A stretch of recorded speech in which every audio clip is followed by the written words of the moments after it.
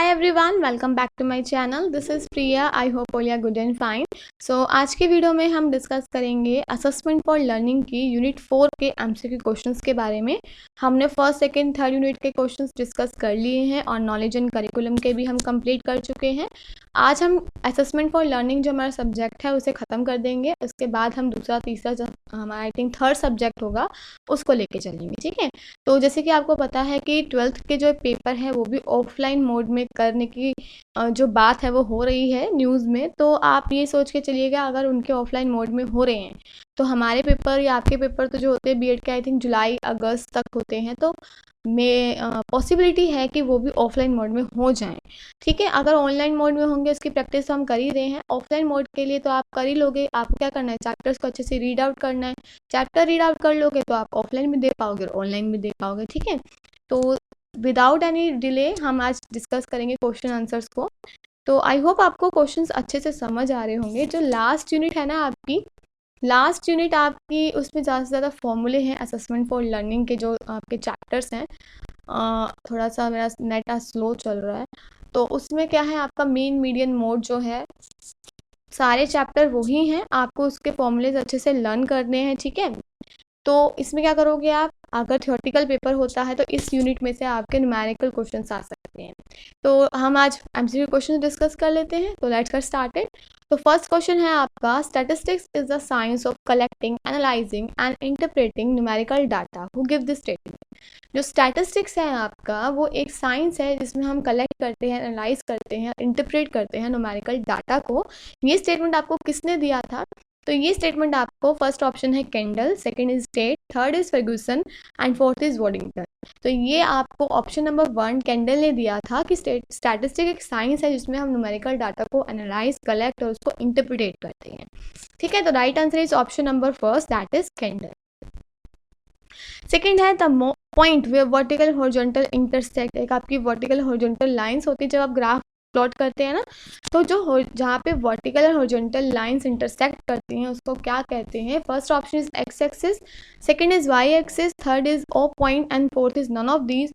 तो right answer आपका है option number third, that is O point, ठीक है। जहाँ पे आपकी वर्टिकल एंड हॉरिजॉन्टल लाइन एक दूसरे को इंटरसेक्ट करती है, मर्ज करती है, इसको आप ओ पॉइंट कहते हैं, ठीक है। तो right answer is option number third, that is O point. Next है आपका X axis is shown on which side of the line. जो आपकी एक्स एक्सिस होती है जब ग्राफ प्लॉट करते हो तो आप उसको किस साइड पे लिखते हो? हॉरिजॉन्टल लाइंस में, वर्टिकल लाइंस में, both A and B and none of these. तो जब आप ग्राफ बनाते हो तो आप horizontal and vertical lines draw करते हो, तो जो हॉरिजॉन्टल लाइंस होती हैं वो आपकी एक्स एक्सिस को डिनोट्स करती हैं, ठीक है। और जो वर्टिकल लाइन होती है वो आपकी वाई एक्सिस को करती हैं। तो right answer is option number first, that is horizontal lines. Second है following are the methods for presenting the data. आप किस किस मैथड से डाटा को रिप्रेजेंट कर सकते हैं?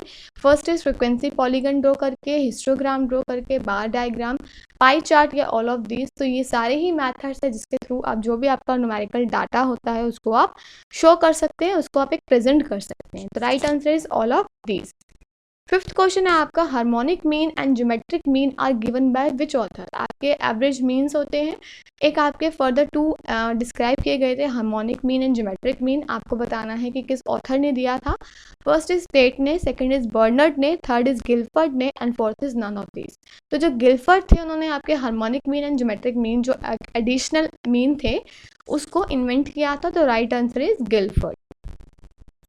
ऑप्शन क्वेश्चन नंबर 6 है, if the scores in a test are 12, 16, 10, 18 what is its mean. आपको इसका मीन बताना है। आपको पता है मीन कैसे निकालते हैं, sum of all observations divide by number of observations, ठीक है। तो जैसे कि आप देख रहे हैं ऑप्शन है 14, 18, 20, 24। आंसर क्या आया आपका 14।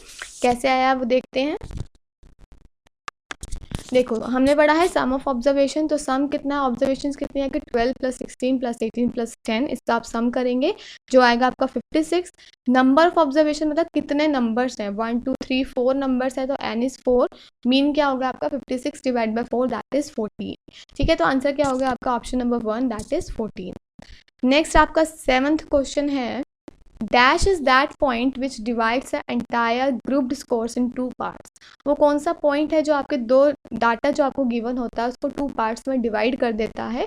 First is mean, second is mode, third is median and fourth one is standard deviation. तो जो मीडियन होता है वो आपके जितने भी डाटा होते हैं उसको 2 पार्ट्स में डिवाइड कर देता है, इसलिए इसको मीडियन बोलते हैं, मिड पॉइंट्स जिसको बोला जाता है। तो right answer is option number 3, that is median. ठीक है। 8th क्वेश्चन है आपका, another formula for calculating mode. Mode का एक फॉर्मूला होता है कैलकुलेट करने का, अनदर। वैसे तो आपका एक दूसरा फॉर्मूला भी होता है डिफरेंट क्लास इंटरवल्स के अकॉर्डिंग। वैसे मोड क्या होता है, जिसमें आपका जो नंबर ज़्यादा से ज़्यादा बार अकर्स करते हैं उसे मोड कहते हैं। ठीक है, जैसे कि 1 2 3 4 4 5 5 6 6 7 7 7 7 7। तो 7 आपका मोस्ट फ्रिक्वेंटली आया है, बहुत बार आया है, तो 7 आपका मोड हो जाएगा। ठीक है। बट एक अनदर फॉर्मूला होता है, वो आपको बताना है। तो आपका अनदर फॉर्मूला होता है, first option is 3 mean minus 3 median, second is 3 median minus 2 mean, third is 3 mean minus 3 median, ये रिपीट हो चुका है, and fourth is none of these. तो 3m माइनस 2m होता है मोड का formula, that is 3 median minus 2 mean. ठीक है, 3 मीडियन माइनस 2 मीन करेंगे तो आपका मोड निकल आएगा, ये इसका अनदर फॉर्मूला है। 10th क्वेश्चन है, difference between the highest score and lower score. जो highest score and lower score के बीच का डिफरेंस होता है उसको आप क्या कहते हैं, उसको आप रेंज कहते हैं। ठीक है, right answer is range, option number 2। 11th है, dash the deviations between 75th percentile and 25th percentile in some frequency distribution. जो 75th परसेंटाइल और 25th परसेंटाइल के बीच का डेविएशन होता है, जो डिफरेंस होता है, उसको आप क्या बोलते हैं। First is mean, second is dispersion, third is standard deviation, fourth is quartile deviation. तो जो क्वार्टाइल डेविएशन होता है उसको बोलते हैं हम, जो 75th और 25th के बीच का डिफरेंस होता है उसको हम क्वार्टाइल डेविएशन बोलते हैं। ठीक है। नेक्स्ट है, mean deviation is computed from. Mean deviation आप किससे निकालते हो, जैसे स्टैंडर्ड डेविएशन मीन से निकलता है, मीन डेविएशन आपका मीन मीडियन मॉड तीनों से निकलता है। तो right answer is option number 4।